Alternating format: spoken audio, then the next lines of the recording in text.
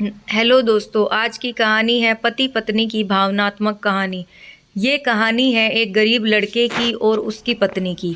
लड़का जो एक सेठ के यहाँ नौकरी करता था, बहुत कम पैसे कमाता था लेकिन बहुत खुश था। उसकी पत्नी बहुत सुंदर थी जिससे वो बेइंतहा प्यार करता था। उसकी पत्नी के बाल बहुत ही लंबे व सुंदर थे। वास्तव में वह अपनी पत्नी के बालों को बहुत पसंद करता था। एक दिन पत्नी के बालों में लगाने वाला हेयर क्लिप टूट गया। पति काम से घर आया। पत्नी ने कहा कि मेरे बालों का हेयर क्लिप टूट गया है, उसके बिना मैं अपने बालों को नहीं संभाल सकती। ये सुनकर पति बड़ा दुखी हुआ और बोला कि मैं तुम्हारी हर ज़रूरत को पूरा करना चाहता हूँ, लेकिन मेरे पास तुम्हारे हेयर क्लिप के लिए पैसे नहीं हैं। मेरी अपनी घड़ी 1 महीने से ख़राब है, मैं इसको ही सही नहीं करा पा रहा हूँ। पत्नी ने कहा ठीक है, मुझे कोई खास ज़रूरत नहीं है।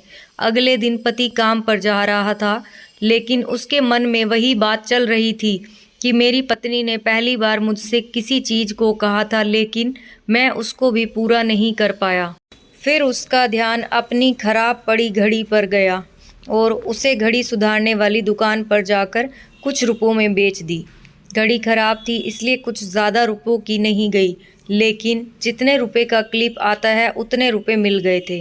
वह क्लिप की दुकान पर गया और जैसा उसकी पत्नी का क्लिप था वैसा ही लेकर आ गया। पति बहुत खुश था कि आज अपनी पत्नी को जाकर देने वाला हूँ। पति घर पहुंचा तो देखा कि उसकी पत्नी के जो लंबे सुंदर बाल थे वो बिल्कुल छोटे करवा लिए हैं।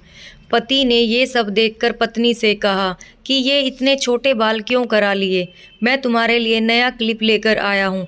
पत्नी ने कहा मैं बाज़ार में गई और अपने बालों को बेचकर आपके लिए घड़ी ले आई।